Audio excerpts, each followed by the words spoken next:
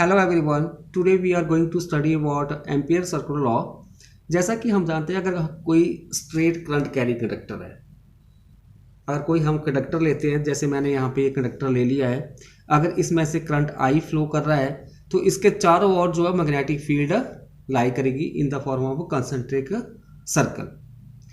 अभी इसकी जो मैग्नेटिक फील्ड की डायरेक्शन जो होगी वो यहाँ पे हमारे पास एंटी क्लॉकवाइज होगी, क्योंकि इसको हम निकाल सकते हैं with the help of right hand thumb rule. अगर थंब को हम करंट की डायरेक्शन में करेंगे तो जिस तरफ फिंगर रैप हो रही है उस तरफ आपके हमारे पास क्या आ जाएगा, मैग्नेटिक फील्ड। तो यहाँ पे करंट जो अपवर्ड डायरेक्शन में है तो मैग्नेटिक फील्ड आ जाएगी एंटी क्लॉकवाइज डायरेक्शन में। तो इसी तरह से जो ये सर्कल आए, इस तरह से हम एक जो है क्लोज पाथ कंसिडर कर लेंगे। तो जो एम्पियर साइंटिस्ट थे उन्होंने मैग्नेटिक फील्ड जो है किसके द्वारा, किसी क्लोज पाथ के अराउंड जो है मैग्नेटिक फील्ड फाइंड आउट करने के लिए एक लॉ दिया था, उसको बोलते हैं हम एम्पियर सर्कुलर लॉ। उसकी स्टेटमेंट है, it state that the line integral of magnetic field around any closed path in free space is equal to the absolute permeability times the net current passing through any surface enclosed by the closed path।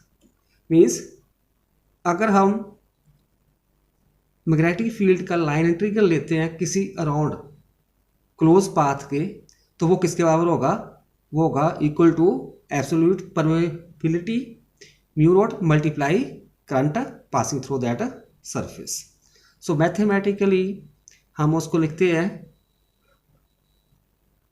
Close integral B dot D L, this is equal to mu not I. फिर V vector होगा हमारे पास magnetic field, D L vector हो जाएगा small element, mu not होगा absolute permeability of free space and I V the current and close by the close path. Ampere circular law को prove करने के लिए हम क्या करेंगे, consider an infinitely long straight conductor in which current I is flowing. The magnetic field lines are produced around the conductor as concentric circles। हमने क्या किया, एक स्ट्रेट करंट कैरी कंडक्टर ले लिया जिसमें से करंट आई फ्लो कर रहा है, और इस कंडक्टर के चारों ओर जो मैग्नेटिक फील्ड है कंसेंट्रिक सर्कल में लाई करेगी। जैसा कि हम जानते हैं स्ट्रेट करंट कैरी कंडक्टर के चारों ओर जो मैग्नेटिक फील्ड है कंसेंट्रिक सर्कल में लाई करती है, उस तरह से हम एक सर्कल ले लेते हैं। ठीक है, अभी इस सर्कल के ऊपर मान लो यहाँ पे कोई पॉइंट, यहाँ पे मैंने ये पी ले लिया, यहाँ पे जो मैग्नेटिक फील्ड बनेगी इस स्ट्रेट करंट कैरी कंडक्टर के द्वारा, और वो हम उसको किस तरह से लगा सकते हैं, with the help of Biot Savart law. So proof you may write in this way, consider an infinitely long straight conductor carrying current I.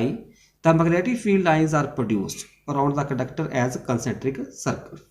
The magnetic field due to this current carrying infinite conductor at a distance a is given by using वायट-सावर्त law। वो किसके बराबर होती है हमारे पास, b is equal to mu naught over 4 pi 2i over a। This is question number 1। जो हमने ये point P लिया, यहां से एक पास आउट होता हुआ हम एक सर्कल ड्रॉ कर देंगे जिसका रेडियस क्या हो जाएगा हमारे पास a।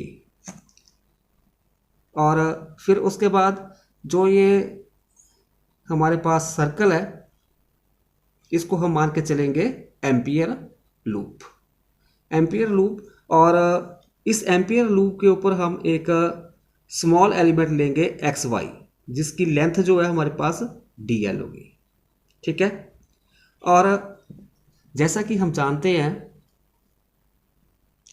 जो ये एम्पियर लूप मतलब क्लोज पाथ के ऊपर हमने ये लिया स्मॉल एलिमेंट। जो ये स्मॉल एलिमेंट है एक्स वाई, इसकी डायरेक्शन जो होगी उसको हम लिखेंगे डी एल के साथ, और वो डायरेक्शन जो होगी इस पाथ के टेंजेंट होगा। ठीक है, और जो मैग्नेटिक फील्ड की डायरेक्शन अभी आप यहाँ पर देख सकते हो, वो उसकी डायरेक्शन बी वेक्टर के साथ लिखेंगे मैग्नेटिक फील्ड को, और मैग्नेटिक फील्ड और डीएल मतलब वी वेक्टर और डीएल वेक्टर ये दोनों एक ही डायरेक्शन में लाई करेंगे, मींस इन दोनों के बीच एंगल जो है वो 0 होगा। Consider a circle of radius a around the wire called Ampere loop. Let x by be a small element of the length dl.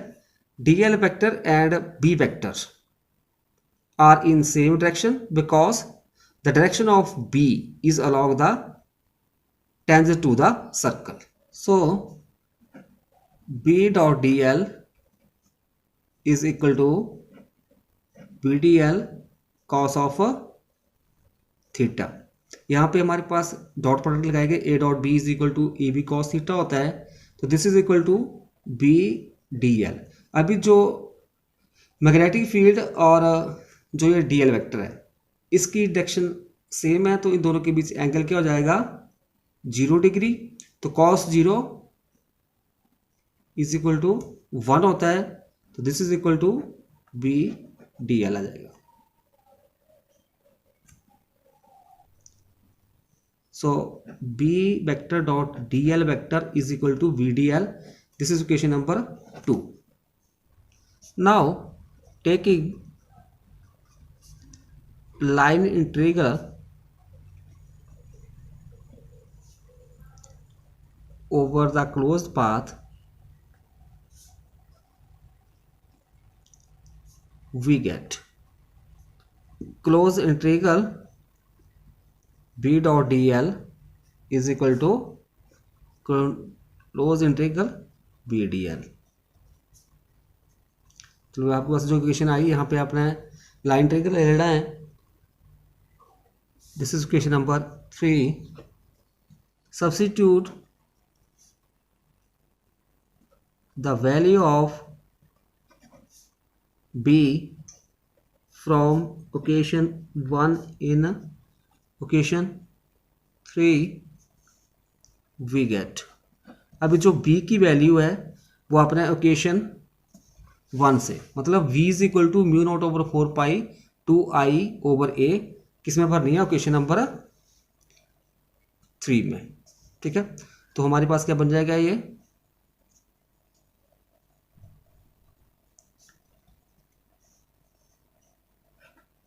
Close integral b dot dl, this is equal to close integral b की जगह आ जाएगा mu naught over